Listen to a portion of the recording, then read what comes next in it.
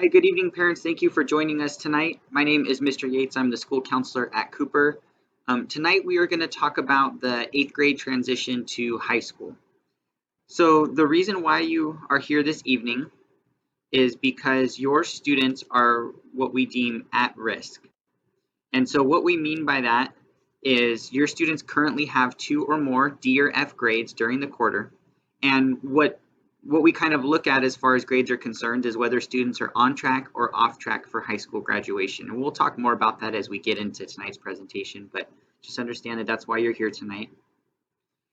Our ultimate goal is at the end of this session for you to be able to better support your students' academic success, to understand the various high school graduation requirements, to understand the A through G requirements, and then also to walk away with the understanding of how important it is for your students to pass all of their classes, both in middle school and in high school. Okay, so speaking of middle school and high school, let's talk about some of the differences. So in Fresno Unified, students in middle school are what we call socially promoted. And so what that means is that if a student, for example, in 7th grade fails their English class, they are not required to repeat that English class in 8th grade. They just move on to the next one. That changes in high school, and we'll talk about that. Students can begin taking high school level courses in middle school, but most of the classes that they will be enrolled in will be middle school level, and no high school graduation credits will be earned for those classes. Now, even though students can technically fail a class and move on, and even though they aren't earning credits for high school graduation, what is critical to understand is that the learning that happens in middle school classes kind of sets the table for student success in high school. And so it's really important that students do well in middle school so that they can be prepared to do well in high school. Once they do get to high school, students will be earning credits in all of their classes. So every class that they take, they will earn a credit, and that will go toward their high school graduation requirements. They are required to retake any classes that they fail, and there are certain set of classes and credits that they have to meet in order to graduate, and also in order for them to apply to college. And we'll talk about those in detail as we move forward. And also, just to kind of keep in mind, the learning that happens in the high school courses is ultimately what prepares students for success in both the workforce and in their opportunities in college coursework as well. Okay, so we're going to now kind of talk through how things are a little bit different in middle school and high school as far as grading goes. So in middle school, students are graded by a quarter system. So every quarter, they get a final grade. So they get a final grade at the end of quarter 1, the end of quarter 2, the end of quarter 3, the end of quarter 4. And you as a parent will receive a report card for all 4 of those quarters. Now, once they get to high school, or if they're in middle school and taking high school level courses, they are graded by semester system. So they would get a final grade at the end of semester 1 and also at the end of semester 2. And this is really important to understand because it's just kind of a difference in the structure of how things are graded. Students are going to go the entire first half of the year and then get a final grade in high school, and then go the entire second half of the year and get a final grade in high school. And that is very different than how things typically happen in middle school classes. Okay, so let's talk about this through the lens of earning credits. To meet the high school graduation requirements, students need to pass their classes with a D or better. Now, this is just to graduate from high school. So if they want to go on and get their high school diploma, they just need a D or better in all of their classes. And we'll talk about what the requirements are to apply to college later. So in this example, we have a student who is enrolled in a history class. In semester 1, they earned an A, which got them 5 credits. And in semester 2, they earned a B, which got them 5 credits, for a total of 10 credits earned. So this is how earning credits works in high school. You get 5 for the first semester and 5 for the second semester if you pass with a D or higher. Now on your left, for the next couple slides, you will see the Fresno Unified High School graduation requirements. And you'll notice that all the classes that are listed there have a credit number attached to them. So for example, if we look at US history, which is the third one down in orange, you can see that students need to earn 10 credits in US history in order to meet the graduation requirements. So now let's look at another example. A student earned a D in semester 1 in their US history class. That means they earned 5 credits toward high school graduation requirements. And then in semester 2, they got an F. So that means they earned 0 credits in US history. So in this example, a student has only earned 5 out of the 10 credits needed to meet the U.S. history requirement for high school graduation purposes. They would be considered off track at this point, right? They're 5 credits deficient from meeting that requirement. Now, for each grade level, there are a certain number of credits that are required to move on as well. So not only do students have to reach the total of 230 to graduate, but to progress through high school, they also need to meet a credit requirement. So in 9th grade, in order to move on to 10th grade, students need to have completed 50 credits. To move on to complete 10th grade and to move on to 11th grade, they need to have completed 110 credits. To complete 11th grade and move on to their senior year, students need to have completed 170 credits. And to complete their senior year and graduate from high school, students need to have met the 230 credit requirement for high school graduation purposes. Now, if students don't meet these credit requirements, they will not move on to the next grade level. So that's important to understand too. So failing classes, I know sometimes our students think, and maybe even our parents think, hey, if they fail a class here or there, it's really not that big of a deal. So let's kind of talk about what that would look like in high school. If your student failed just one class every year over the course of 4 years, they would end up being 40 credits behind and completely off track for graduation, because now they will have only earned 190 credits instead of the 230 needed to graduate.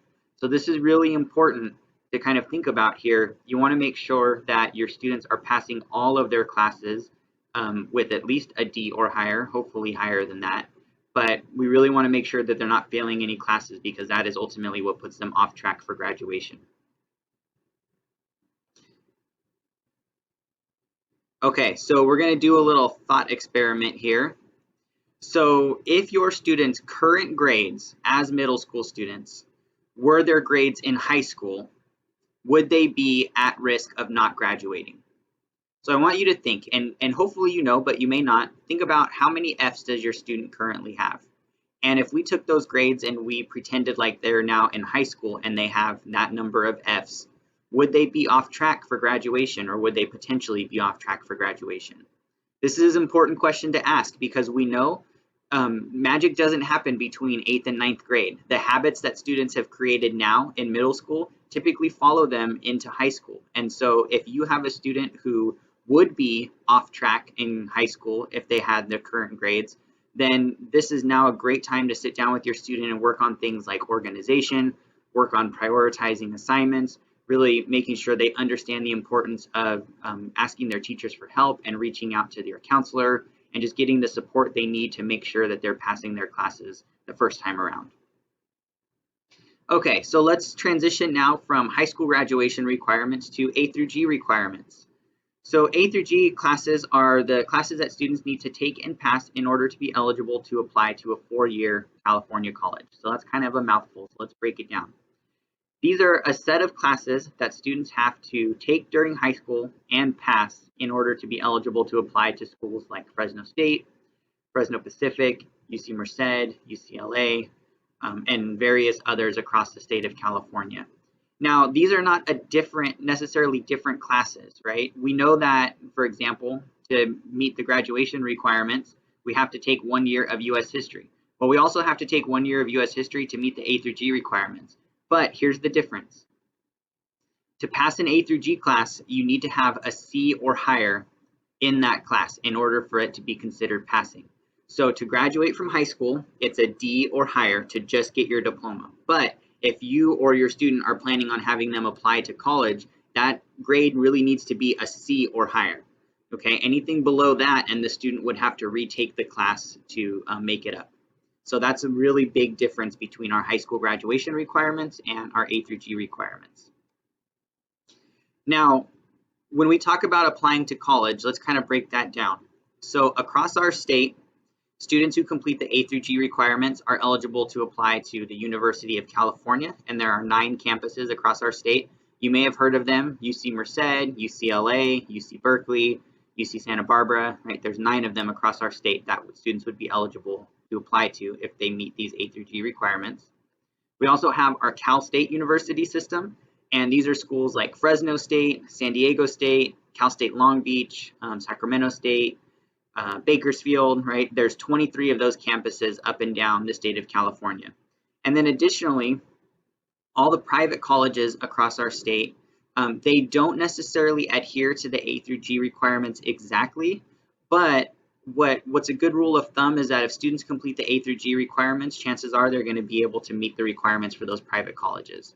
Now, once your student is going and they're in 10th and 11th grade, you're going to want to check out what the specific requirements are for each of the private colleges that they plan to attend, because you want to make sure you meet those requirements specifically. But as a general rule, meeting the A through G requirements is going to do a good job of getting you eligible to apply to the 75 plus schools that are available in our private system across the state of California. Now, let me just kind of say this. We're gonna leave this part here. We're not going to go into detail, but I will mention that students who do graduate from high school and maybe don't have the grades to apply to a four-year California college, they do have the ability to still apply to our California community college system. That is a great option. Students can go to a community college for 2 years and they can transfer to a four-year university and earn their degree that way. So that is definitely an option, but what we're going to be focused on today is our high school graduation requirements and our A through G requirements. So if you would like more information about the transfer path and community colleges, you're welcome to make an appointment with me anytime. Okay, so let's talk about what happens when a student does fail a class. What are the options for credit recovery? So the good news is there are 4 options, right? That is the nice thing, is that there are 4 ways that students can recover credit in high school. The bad news is that none of these are very appealing. So the first one is to retake the class over the summer. And I tell students to consider this option because what it means for them is that they are in that class all year long, and then they're taking the same class again, but in a much quicker time frame, and they're wasting their summer break to do it. So my suggestion is always pass your class the first time so you don't have to waste your summer. The second way that students might be able to recover credit is through an online credit recovery program in high school.